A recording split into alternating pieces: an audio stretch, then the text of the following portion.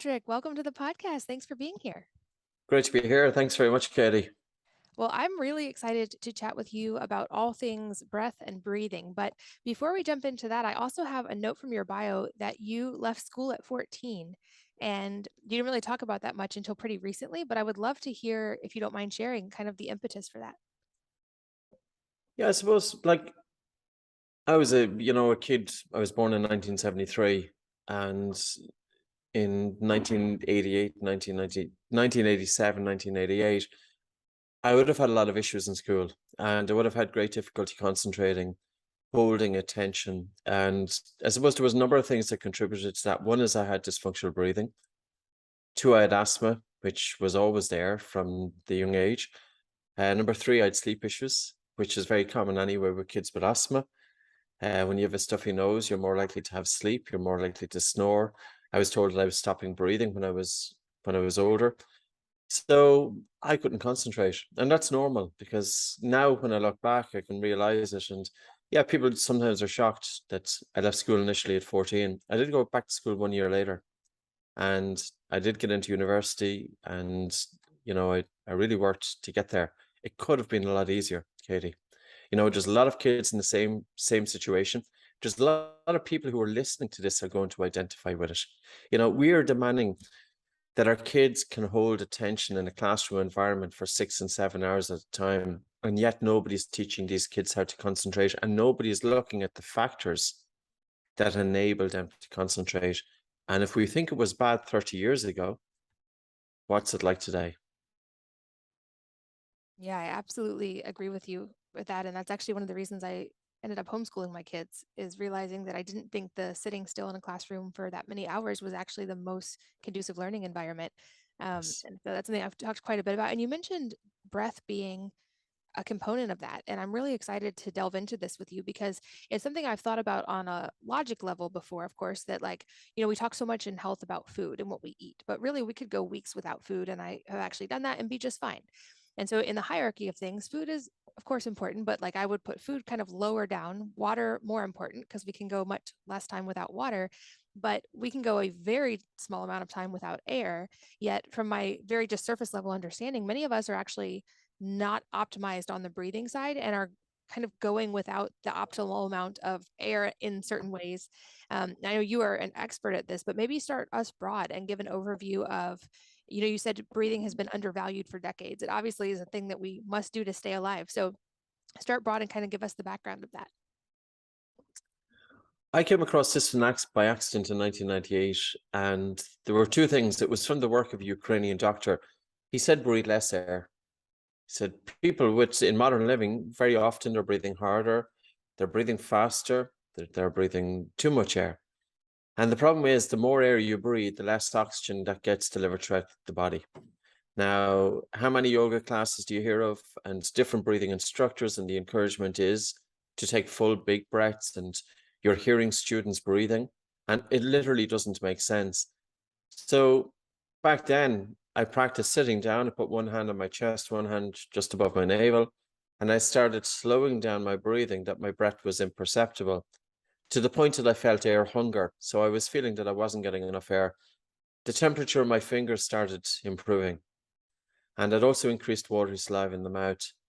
And a while afterwards, then I practiced an exercise to decongest my nose, and it worked. And I knew then there was something there, because if you can change your physiology in just a few minutes by changing your breathing.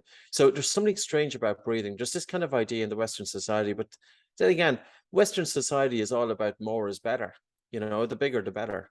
Whereas with breathing, that's not the case. So I would say that, yeah, breathing techniques that are involving hyperventilation and long breath holds, these are extroverted techniques, and these are stressors. You're activating a stress response to cause the body to make adaptations, but many of us don't need a stress response. We're already there. We're in constant state of chronic stress, and our breathing changes as a result of that. If we look at the anxiety and panic disorder population, 75% of this group have dysfunctional breathing.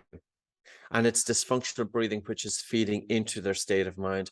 I don't think we can have calmness and a stillness of the mind if our breathing is all over the place. And what I mean by that is, if we are mouth breathing, if we are frequently sighing, frequently yawning, frequently breathing faster, and using the upper chest, because this is activating a stress response. The autonomic nervous system is going into that stress response. And when our physiology is in that state, we're not going to be operating at our full potential. It also affects our sleep. And if we look at the individuals with depression, and if that's an area that really needs to be looked at, is sleep disorders and how it's contributing to mental health issues. But how we breathe during the day is influencing how we breathe during sleep. So the mind and sleep and breathing are interlinked. And that's the one thing about the human body. We can't isolate one function without looking at the effects it has on another.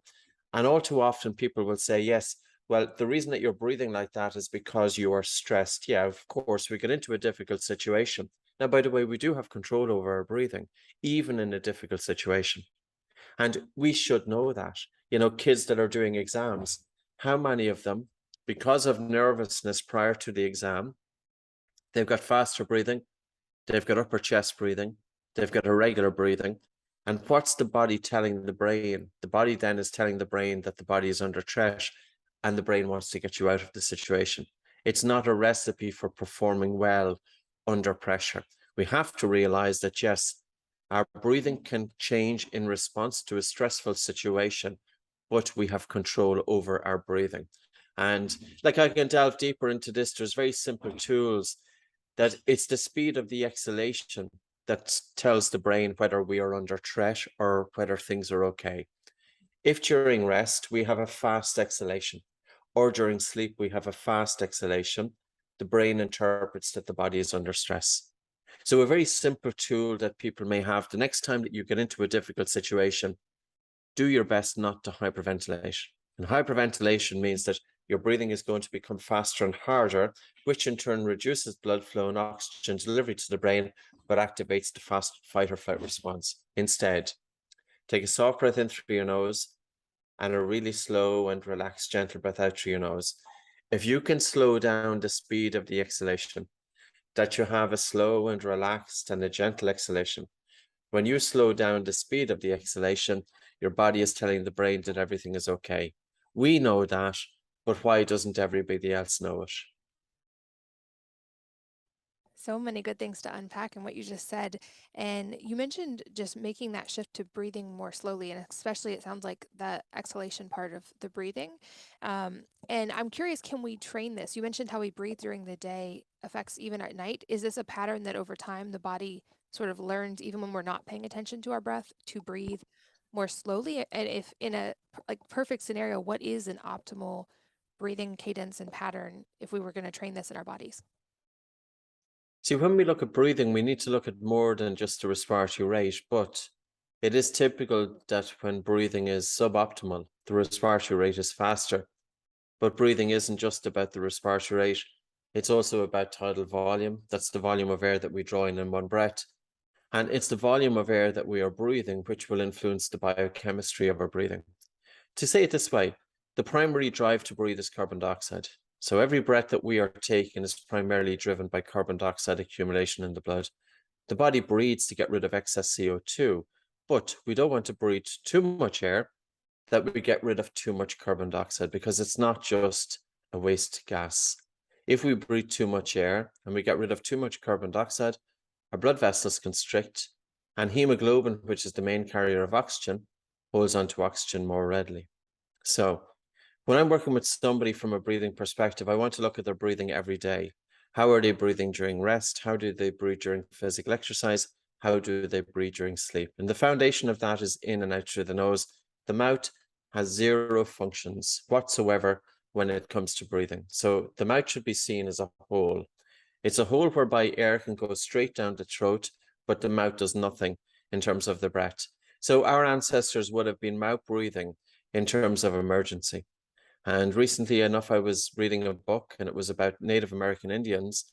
And the tests that they did was to take a mouthful of water and to be able to run large distances with and get to the destination and to be able to spit out the water. So nasal breathing was enshrined even during physical exercise with our ancestors. So it's about nose breathing first and foremost. And then breathing has a number of dimensions. One is the biochemical dimension, and that focuses on carbon dioxide, that focuses on the volume of air that we breathe.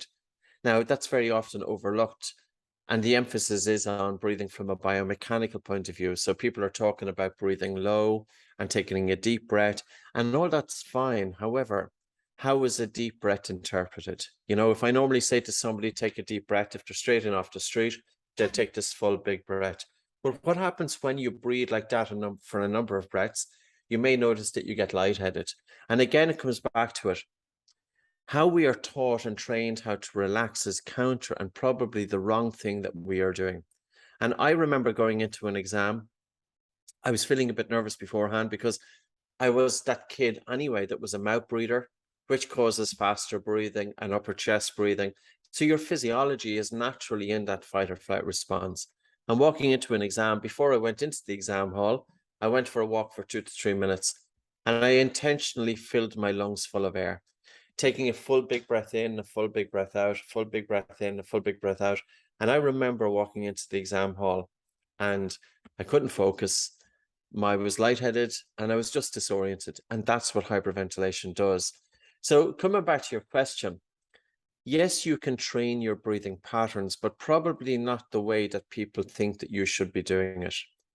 If we were just focusing on the respiratory rate, it doesn't necessarily address minute ventilation or the volume of air that we breathe. Like one of the exercises that I would always say to people to practice when you want to get to know a little bit about your breathing is try the one that got me into breathing in the first place. You know, you're sitting down, you can have one hand on your chest, one hand just above your navel.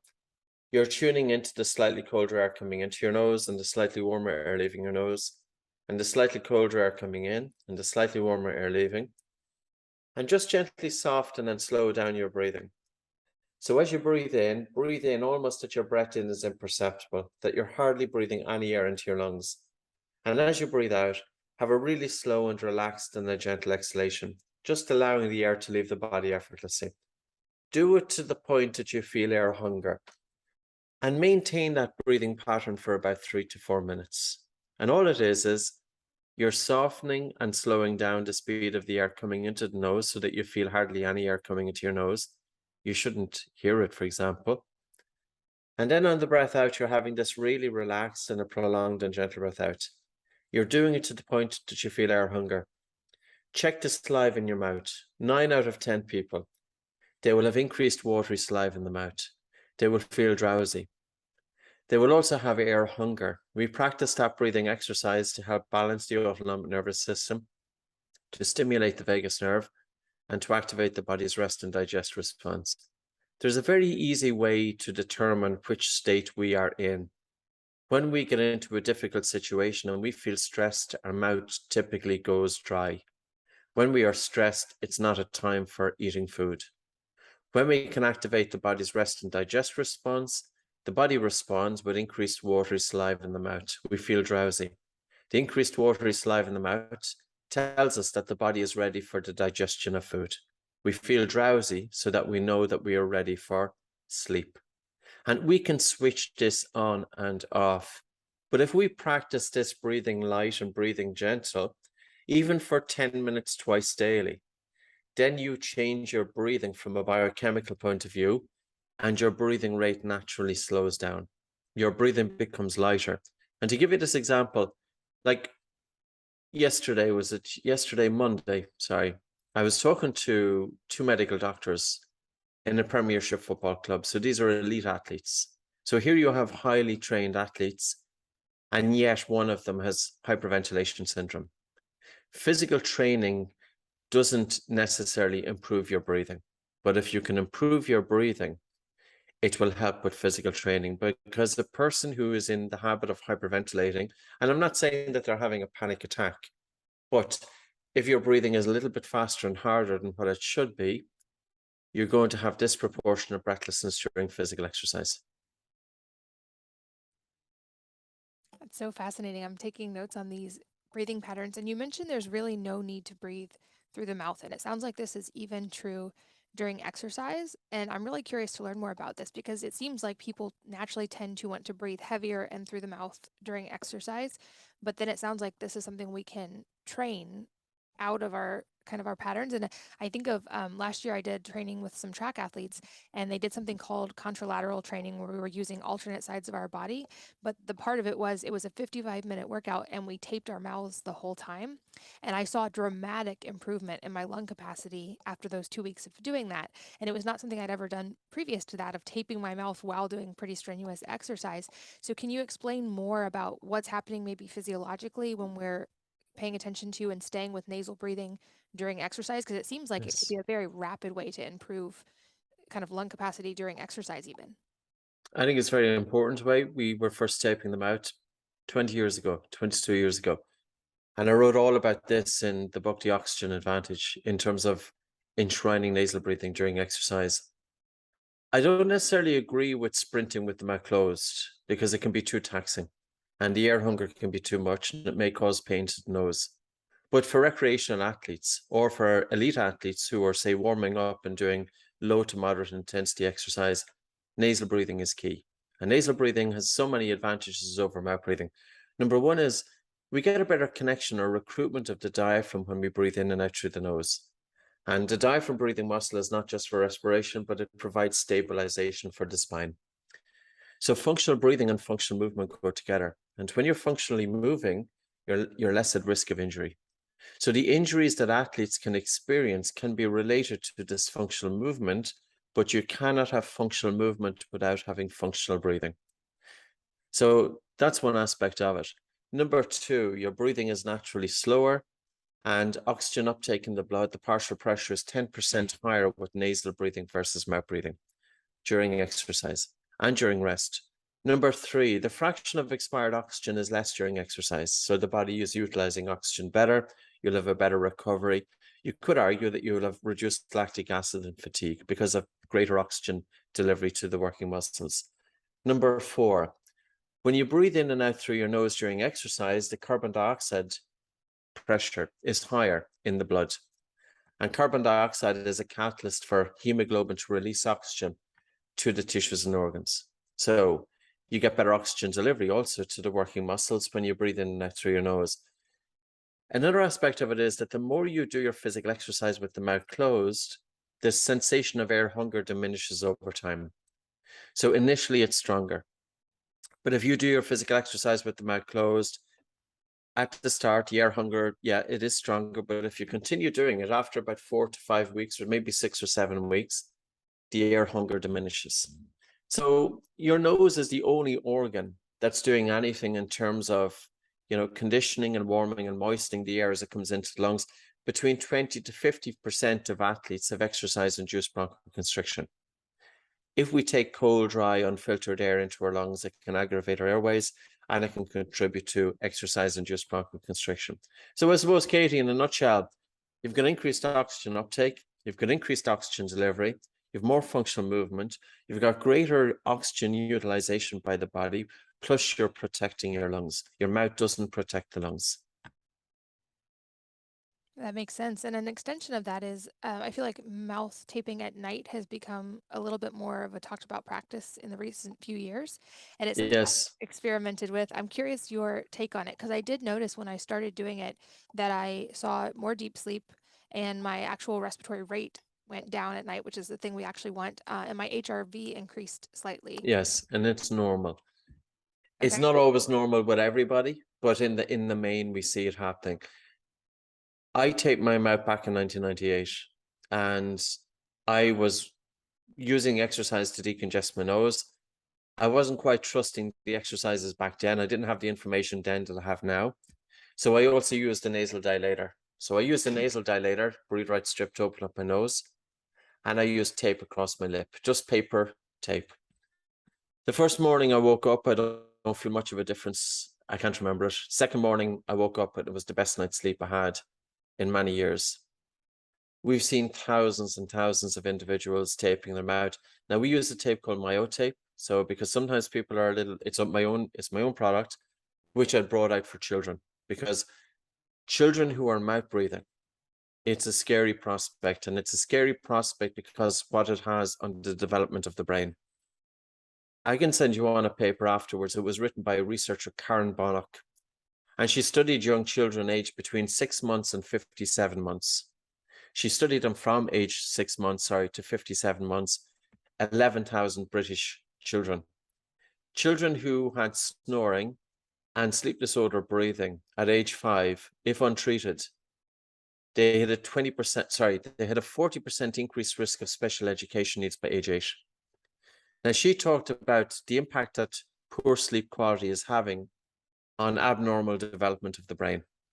The child's brain is growing during their sleep, and the child really needs good quality sleep for proper brain development.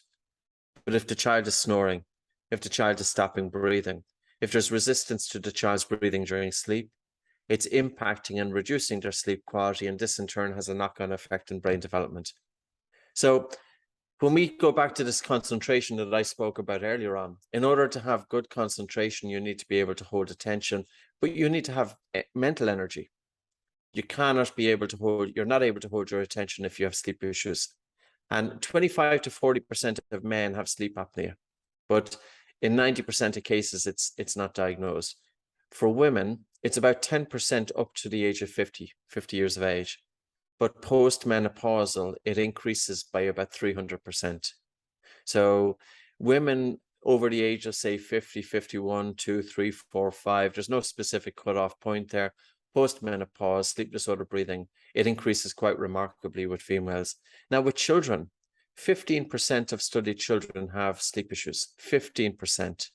And yet, unfortunately, this has not been addressed. So, you know, like taping of the mouth, I know it seems a little bit off the wall. And genuinely, I have worked with about 8,000 clients in front of me, face to face. And I've encouraged every single one of them. We give every single one coming into us. This is my studio here. You can kind of see a long training room.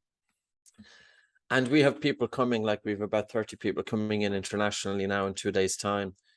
And every single one will go through the program, and we will request that everybody sleeps with the mouth closed and the tongue resting in the roof of the mouth. I don't think we can experience a good night's sleep if we have our mouth open. We are more likely to snore. We're more likely to have sleep apnea. We're more likely to get up to go to the bathroom during the night, and we're more likely to wake up feeling unrefreshed. So this is definitely something that kids can do as well. It's obviously not, I wouldn't probably do this to tiny babies, obviously, No. but when they're older and able to control their lips and Yes. stuff. I haven't tried it with my kids yet, but I'm going to definitely try it now. And also, as a little bit of a side note on this, I know that there's an oral health component to this as well. I've done a lot of research in the oral health world, and mouth breathing at night drastically increases your risk of both cavities and gum disease.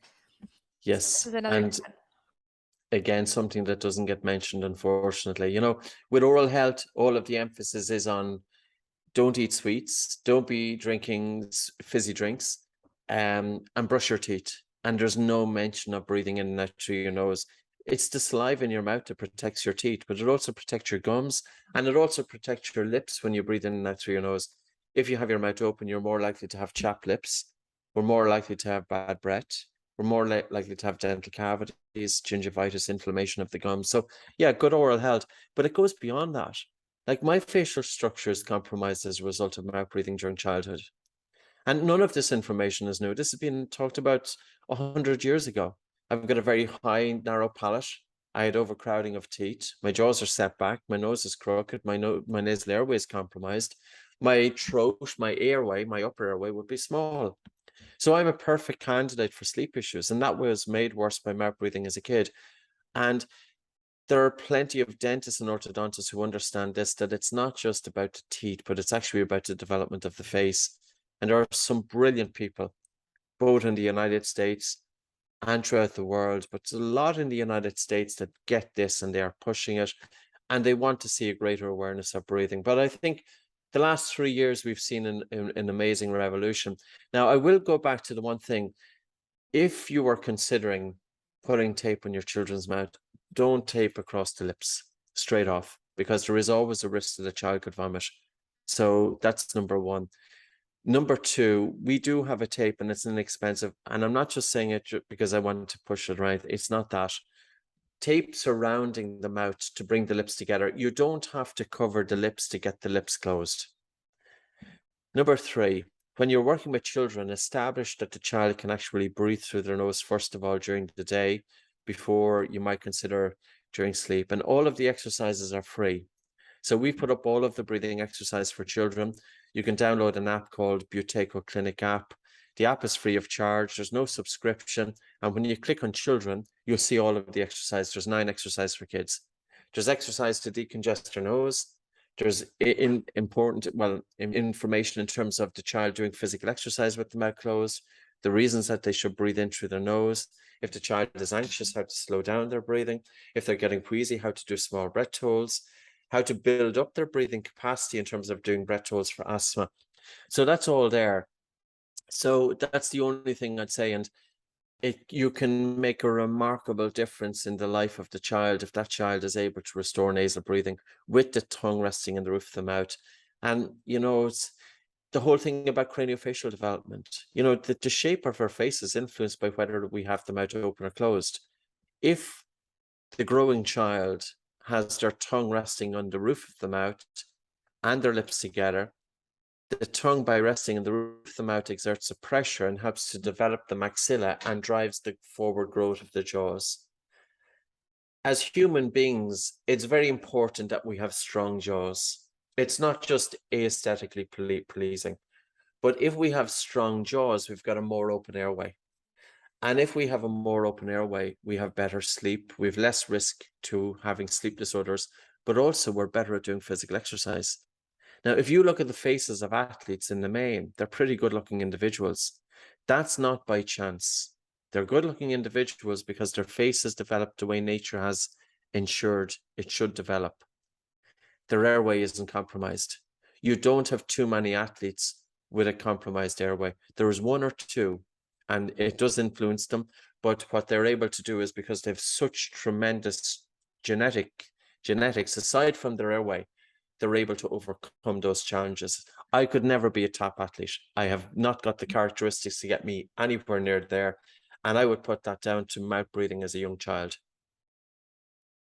Wow. Well, that I definitely think will encourage a lot of parents to go through these steps and consider this with our kids. And the thing I love about mouth taping at night is I compare it to how I have, for instance, a chili pad on my bed, which sleeping cooler also improves sleep, but I don't have to, doesn't require any effort. Once I've set it up, it's a no effort solution. And I would guess similar with mouth taping at night, since we're spending hopefully at least a third of our lives sleeping and getting enough sleep, just that one step at night is helping. It's giving you that 1/3 of your whole day that you're breathing through your nose and helping train that pattern, which I would guess would have crossover into your daytime breathing over time as well. But to shift a little bit more and talk about that more conscious awareness of breath during the day and training that slower breath pattern, how often does a person need to do that during the day to start noticing these changes, and about how long does it take before our nervous system starts to respond and naturally do that without having to be as consciously aware of it the whole time? We use a couple of measurements. For children, we use a measurement called steps, and that's the number of paces that a child can hold their breath for while walking normally. For an adult, we use a measurement called the BOLT score, BOLT. And for an adult, it's comfortable breath hold time. So the adult takes a normal breath in and out through their nose. They pinch their nose with their fingers, and they are timing it in seconds until they feel the first definite desire to breathe, and then they let go. Functional breathing is when your BOLT score is above 25 seconds. For children, functional breathing will be when the paces in or in around, it depends on the age of the child, but we'll typically say about 50 paces. So number 1 is to measure it. Number 2, we have to be realistic here. The effectiveness of any exercise is the degree to which you put it into practice. So we need to think about what can you do to bring this into your way of life. Get out for a half an hour walk every day. I am not athletic, but I'll get in at least 40 minutes a day on light exercise, moderate exercise, nose breathing. That's breathing exercises done. I use physical exercise not just as a means of training my body, but also by paying attention to my breathing and altering my breathing during physical exercise. It's also helpful for the mind because you're doing your physical exercise not lost in thought. So you have an awareness in terms of the breath, the body, the mind as well. We don't have time to do physical exercise. We don't have time to do breathing. We don't have time to do meditation. We do it all in one. So that would be my take on it. And that's that way, then it's part of me. And it's, as you said, with the taping. Now, by the way, not everybody would need to wear tape in their mouth. It's only if you'd wake up with a dry mouth in the morning. And I would suspect that's about 50%. It's 25 to 50% of studied children. And I would expect it's about 50% of adults. If you wake up with a dry mouth in the morning, taping is a support to help to maintain nose breathing. But if you wake up with a moist mouth, you don't need tape. You're already nose breathing. At least you're pretty sure of it. So in terms of then, 20 minutes would be good, 20 minutes per day. And you could do a combination of, like, if you're into paying attention, taking your attention out of your mind and placing it on the breath, and going beyond meditation, because here you're not just having your focus on your breathing, but you're actively changing your breathing to influence your physiology. We can regulate very, very quickly by taking that soft breath in through the nose and a really relaxed and slow, gentle breath out. Now, there's other breathing exercises that we do to target the area around the diaphragm. We also do paced breathing to slow down the respiratory rate with adults to 6 breaths per minute, about 4.5 to 6.5 breaths per minute, to help stimulate the vagus nerve and to bring in balance. And I suppose the biggest thing is we're motivated to do this when we understand what the exercises are about. There's too much woo-woo and so much left of field, and there has been terrible stuff in the breathing industry. I would say it puts so many people off. There is nothing left of field about breathing. You know, I work with people of all walks of life. I've worked with elite military snipers. These guys are not left of field, but I was brought in to teach them how to breathe while pulling the trigger of a gun. And that's just about changing your physiology. And we can use the breath, but it's not that breathing is all breathing. You know, sometimes people will say, well, sure, I know about breathing. Well, do you really? You know, I use 26 different techniques in terms of altering breathing to get specific changes in the body and mind. I'm not claiming that I know everything about breathing. In actual fact, I've scratched the surface, and that's been 20 years of my work. And working hands-on, I'm not just working with breathing from a theoretical point of view. I've made plenty of mistakes with people with panic disorder, anxiety, chronic fatigue syndrome, etc. So I would say it is a tremendous tool. And if I never taught one person about breathing, I am so fortunate to have come across a series of techniques and exercises, because it has given me the ability to change my own physiology. It has given me the ability to bring a stillness to the mind that goes beyond meditation. You cannot bring a stillness to the mind if you have sleep issues and if your breathing is in that state of fight or flight response. So we need to look at the multidimensional aspect of breathing. And yes, it is a little bit more complex, but it's simple at the same time. So I think there's just something wonderful in it, Katie. And, you know, then I suppose the question is, I said 20 minutes a day would be good. Well, 40 minutes a day would be even better. And 60 minutes per day would be tremendous. But what can you do to bring this into your way of life? And even if we think about concentration and focus and attention span, because that very often is something that will motivate people. And, you know, we're talking about concentration is your ability to hold your attention on one thing. Your attention span is the length of time that you're able to hold your attention on. We're not just training breathing, but we're training the brain. And if you can hold your attention on your breathing, and it's a lot easier to hold your attention on your breath when your physiology is in balance. If the autonomic nervous system or the automatic functioning of the body is in that fight or flight response, the mind is naturally agitated. And I know this because I've trained mindfulness to people. You know, from 2010 to 2013, I had 3,000 individuals who come in doing short courses with me. 95% of them were female.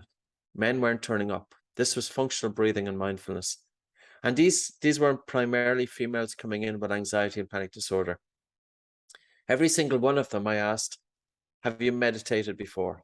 And I'd say it was about 5% have done meditation. And I asked, do you still continue with that? And they said, no, the vast majority of them.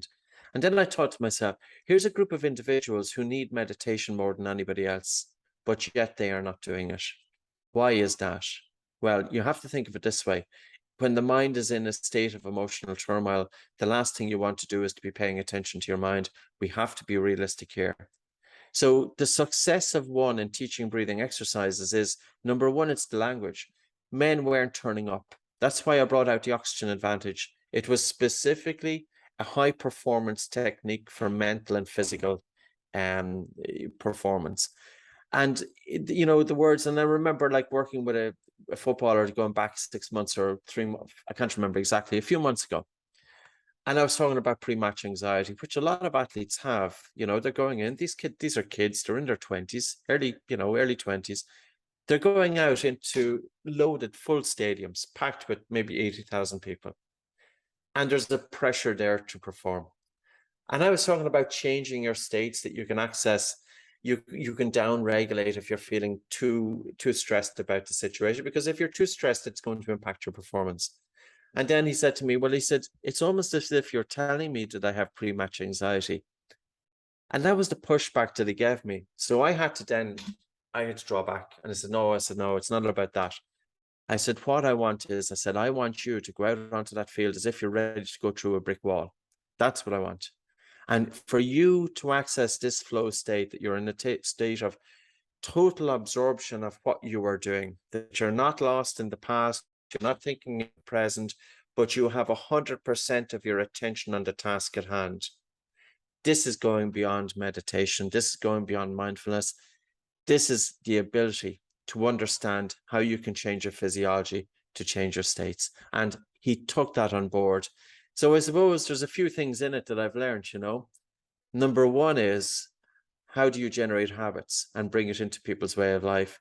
Number two, it's the importance of actually understanding what the exercises do and forget about the woo-woo. There's enough woo-woo. I want to get away from woo-woo, so far away from it, because I think it's made a mess of breathing. Number three is the language that we use, because we have to think of it, we're all human beings and we have no time. Many of us have no time to be doing anything. There's so many things that are competing for our attention. And I don't want breathing being the next thing that's competing. So you'll do something when you understand that there's benefits in it. And I would say to people, we cannot afford not to do it. But here's the best thing. It's very cheap. And in actual fact, I've put most of the exercise up on YouTube anyway. You know, like their books are all out there, but books are cheap. Books are what, $15, $20. And even for Atomic Focus, the book is there, but I put 2 videos, presentations out on YouTube with all the exercises. You know, there's Atomic Focus 1 and Atomic Focus 2. We don't even have adverts. So we want to have it that I want to get breathing out there to the people. And that's my quest. And for children as well. That's why we did everything free for children. I love that. And definitely so many practical tips already in this episode. I'll make sure I link to your books and your resources as Sure. well, so people can find those if, like me, maybe you're listening while you're walking or driving kids around. Yes. Um, and just to echo a couple things you said, I found it really interesting that you mentioned training the military and people who were shooting. I'm by no means anywhere close to that level, but I did used to shoot competitively. And that was maybe the first time I noticed just how important my breath was, because if I was nervous or breathing quickly, it was impossible to line up the shot correctly. And so that was probably my first exposure to paying attention to the importance of breath. And I love that you also mentioned for parents so many tips there. I would say even I've noticed with my little ones, when they were babies, before you can train them how to breathe or get them to consciously follow you, I've noticed as a mom, if a baby's upset or a toddler and I slow my breathing, they very often try to regulate to my breathing. And this is still helpful even with older kids. If I have a kid who's upset about something, or if I just calm my voice and slow my breathing, very often they mirror that. And then as they get older, like you said, to be able to do these exercises with them is a great family time that also, from a mom's perspective, if we can calm everybody's nervous systems down before bed, that's a huge advantage in the house. You've also mentioned the mental health side a couple times, and I think this is one I'd love to go a little bit deeper on, because certainly I hear from listeners and readers who have things like anxiety or depression that they're working through. And I think, to your point, breath is a very under talked about component of this, and that often conventional treatments go straight to medication or toward more extreme measures. And not that there's not a time and a place, of course, for conventional medicine, but I think, like anything, if we can triage this and start with something that's free that we do already, like breathing, and see an effect, even if you end up needing to go down those other avenues, they're going to be more effective as well. So can you, you mentioned it's mostly women who come at the beginning for a lot of these things. I know these things affect women in higher numbers. So what are maybe some practical baby steps we can start with for addressing the mental health side through breathing? Yeah, I suppose females were coming more to those classes because females are 2 to 3 times more likely, or it's more common for them to experience panic disorder than men. And there's also a relationship between changes in hormones and changes in your breathing. So younger females, as a result of the monthly cycle, post-ovulation, mid-luteal phase, there's an increase in the hormone progesterone. And progesterone is a respiratory stimulant. So it's going to make your breathing faster and harder. And carbon dioxide levels can drop by as much as 25%. And this can bring on pain and fatigue, anxiety. A lot of people with anxiety, in my experience, have difficulty focusing on their breath. And even just focusing on their breath can make them anxious. So we give them exercise starting off with that don't necessarily involve focusing on your breath, but the goal of the exercise is to help stimulate the vagus nerve. One very helpful exercise is to do small breath holds. So to do a small breath hold, I have the individual sitting down, and this also gives them a slight sensation of air hunger, because it's very often air hunger or the feeling of suffocation, which is feeding into their symptoms, especially if they're prone to panic disorder. So I give a controlled dose of it, but I also want to stimulate the vagus nerve. And also when you do small breath holds, you can help to increase blood flow and cause a calmness to the mind. So it goes like so. Take a normal breath in and out through your nose and pinch your nose and hold. 5, 4, 3, 2, 1. Let go. Breathe in through your nose and you breathe normal for 10 to 15 seconds. And again, you take a normal breath in through your nose and out through your nose and pinch your nose and hold. 5, 4, 3, 2, 1. Let go and breathe in through your nose. So when you take a normal breath in through your nose and out through your nose and then you hold your breath, it's the same as having a prolonged exhalation. But you don't have to focus on your breathing to do that exercise because all you're doing is counting. And that can help to stimulate the vagus nerve. So that's one exercise. Another exercise that I do to help improve blood flow to the brain, and we've used this quite a lot with people with panic disorder. I have them take a normal breath in through their nose and out through their nose, pinch their nose and hold, and walk 5 to 10 paces holding their breath. And then to let go, but to breathe in and breathe normally then for a half a minute and repeat. And again, this helps to increase blood flow to the brain. So those would be exercises that we would do when we were introducing people to the air hunger, those people with panic disorder. And our goal is to improve blood flow to the brain, increased oxygen delivery to the brain, which is focused on carbon dioxide. And you can also use these exercises for people post-concussion. So say, for example, if a person gets concussed or traumatic brain injury, there's often a reduction of blood flow in the brain for months, but that's not good for brain health. And this is just about using normal physiology. If you Google the effects of carbon dioxide is a vasodilator. So we don't want to do really long breath holds because that goes into a stressor environment. We do short breath holds so we can get a stimulus, but the person can stay relaxed. And then I think it's very useful then to realize that whatever you're going through the day and things go wrong and things do go wrong, and you're feeling a little bit tense, if you want to calm down, just simply focus on the exhalation. In other words, don't hyperventilate. And take a soft breath in through your nose and just have a slow, relaxed exhalation. Now, I don't necessarily have people count it, but if you wanted to count it, you could be breathing in 2, 3, 4, out 2, 3, 4, 5, 6. However, the problem with counting breathing is that one there is slowing down the breath to 6 breaths per minute. It's a 10-second cycle, 4 seconds in, 6 seconds out.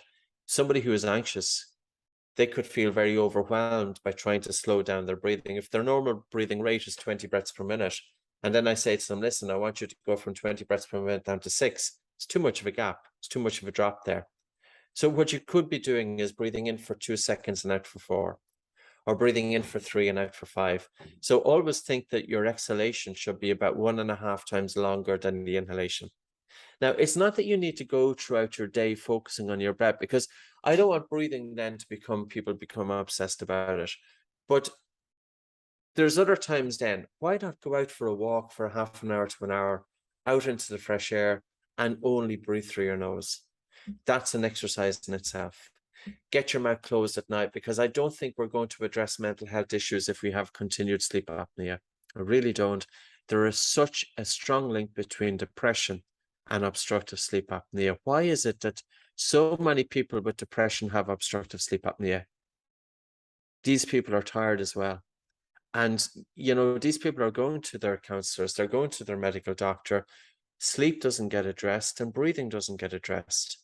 Now, if anybody is into the science, there's an article that I wrote with 2 ear, nose, and throat doctors. It's in a peer-reviewed journal called the Journal of Clinical Medicine. And I go through the links of why we need to have functional breathing during the day and how that can improve our sleep. So I would say to people, if you're starting off, make a concerted effort to have your mouth closed all the time. Your nose is the only thing for breathing. Nose slows down breathing. With slower breathing, you're going to have to bring a calmness to the mind. If breath is agitated, the mind is agitated. Do your physical exercise with the mouth closed. If you get into stress or if you have difficulty focusing on your breathing, if it makes you anxious, don't do it. But do small breath holds. Do small breath holds. So you could do small breath holds sitting, we call it breathing recovery. You can do small breath holds walking, we call that walking recovery. So there's a number of different exercises, but from a biochemical point of view, I would also be really focusing on slowing down the exhalation. And it can be pretty quick. I do podcasts with Dr. Jay Wiles, and he's an expert in HRV, HANU health. And we were having this conversation because I was thinking to myself, you'd want to be slowing down your breathing for about 90 seconds before anything happens. And he said, no, he says he can see a change, because I'm not really into technology, so I don't know. But he says he can see a change in 30 seconds. So even 30 seconds, something has gone wrong. Bring your attention inwards. Take the soft breath in through your nose and really have a slow and gentle breath out through your nose. That prolonged exhalation. And of course, ideally, it's driven by the diaphragm, but don't even worry about that. Just focus on the exhalation and start bringing it into your way of life. It's a great tool. I go in on Zooms. Sometimes I'm not the most organized. I should be in one room, but of course, I'm in the opposite room and I don't know how to get from this and that and the other. And okay, and what do you do? Normally, you'd start feeling the heart rate is getting up, and their breathing is getting faster. It's not going to help the situation. I bring my attention on my breathing. You kind of do it naturally anyway, once you're working with breath, and you have that really slow exhalation.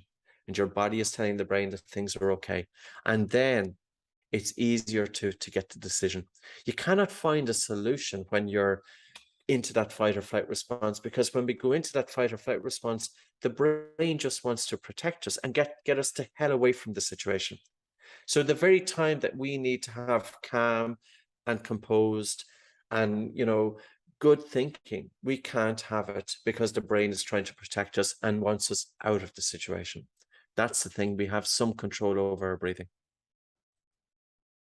So many good tips. And for those of you listening, I'm making notes of all the different exercises you mentioned in the show notes at wellnessmama.fm. And I know you have many more resources for this as well, more than we can cover in one podcast episode. So for any of you guys who are hearing these things and seeing the benefit, definitely check out your website, Patrick, and you have so much more there.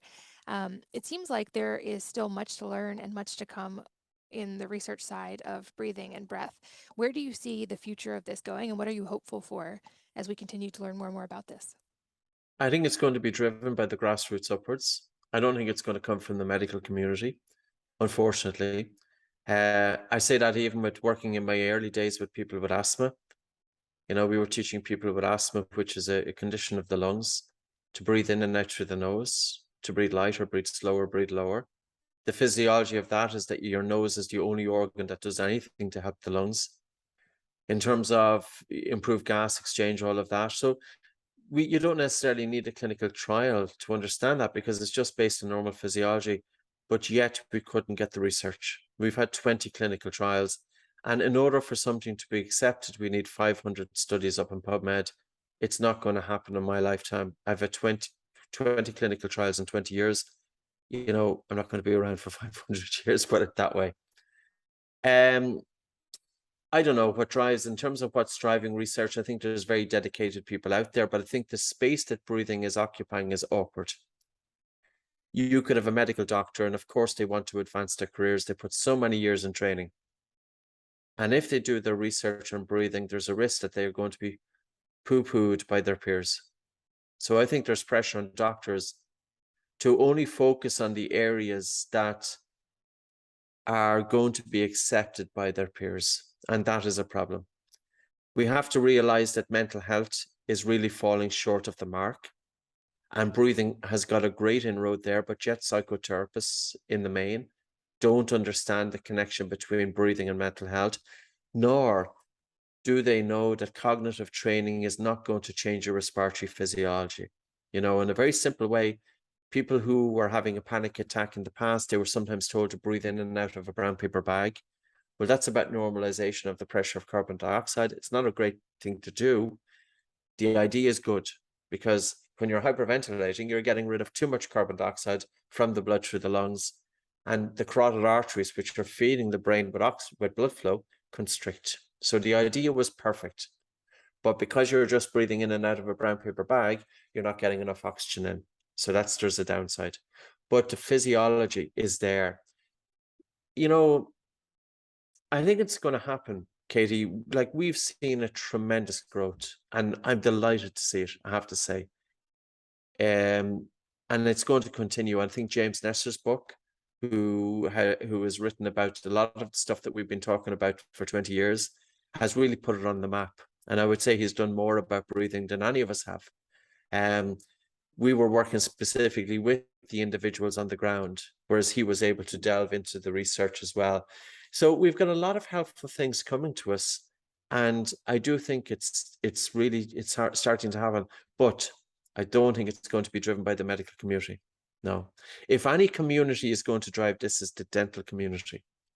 Like, even this morning, we had a meeting with one of the university lecturers in dentistry, looking about researching breathing for sleep, because many dentists go into the whole realm of sleep medicine and they work with mandibular advancement devices, and we can improve the efficacy of treatments for sleep apnea by changing breathing patterns. And there's more science coming out on that, because ultimately obstructive sleep apnea has been the gold standard of treatment as a CPAP machine, but the problem is non-compliance.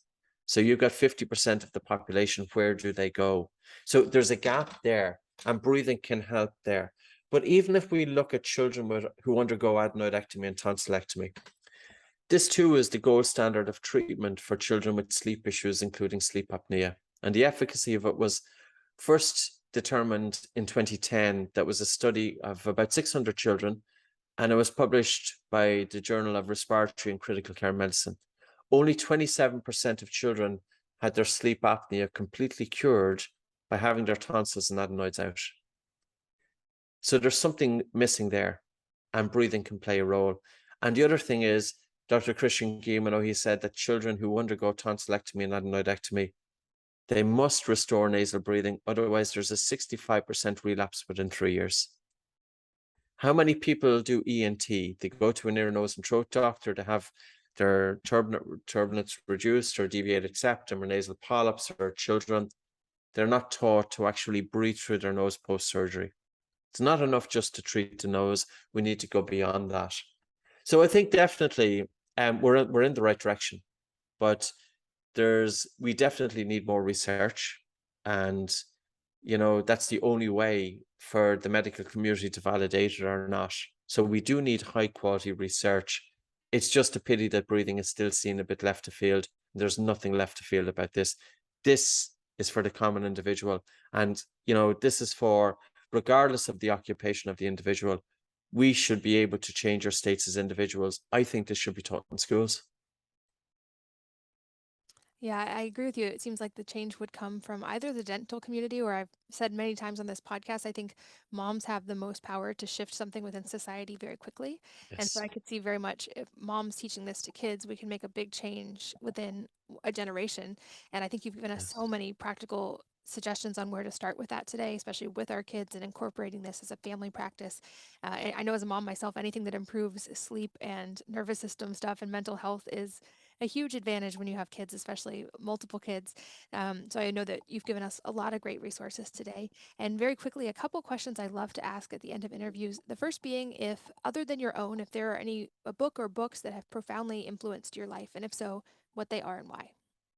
Well, I suppose there's always one book whenever people might ask me the question, and it's my most favorite book is The Power of Now by Eckhart Tolle. It's was absolutely a life-changing book. It ties very in well with what we're doing. And I suppose it was a book that was written from presence, that when you read it, you're not just reading it for the words itself, but you're reading it that it will bring you into stillness. And earlier on, you were talking about that when you slow down your breathing, you have to slow down the breathing of your child. And I think it even goes beyond this, Katie. I think if we are in a state of stillness of the mind, that we transmit something. And even if we were making presentations or working with students, working with clients, our state of mind will impact the state of mind of the student, even if we said nothing. So there's something else that's going on. I know that sounds a little bit left of field, but that's what I've been experiencing. And certainly when I read that book, I know if I was to pick it up now again, I haven't read it in a while, but at the start, I read it onto a cassette tape and I played it over and over and over and over in my car. This is back in 2000. And I immersed myself so much in it. It's a tremendous book. So The Power of Now by Eckhart Tolle. I love that book as well. I'll link to it in the show Mm. notes as well. Sure. Lastly, any parting advice for the listeners today that could be related to everything we've talked about or entirely unrelated? No, I'd really encourage people, I'd stick to the subject. I'd really encourage you to experiment with this and, check in with your breathing. Start nose breathing during rest, during sleep, during physical exercise. Go beyond nose breathing and gently slow down your breathing to the point of air hunger. If you do suffer from anxiety or panic disorder, be careful with the air hunger, because you don't want to have too long air hunger, too much of an air hunger, or too long a duration that it tips you into a fight or flight response. So I'd always say to people, I'd like to give you a teaspoon of air hunger so that you can desensitize your body's reaction. And there's something about it, when you down your breathing to the point of air hunger, your mind is anchored onto your breath. But it's almost that you're surrendering to a feeling of discomfort, and you're training your brain not to react to uncomfortable situations. So when we work with the breath itself, we can get benefits there that will carry into our everyday life. And one of those is a quieter mind. And of course, the quieter mind is going to contribute to happiness. I think that's a perfect place to wrap up for today. I've learned so much in this episode and taken so many notes for everybody else to hopefully continue learning from you and all of the resources you have online. Thank you so much for your time and for sharing so willingly today. You're very welcome. Thanks, Katie. And thanks as always to all of you for listening and sharing your most valuable resources, your time, your energy, and your attention with us today. We're both so grateful that you did, and I hope that you will join me again on the next episode of the Wellness Mama podcast.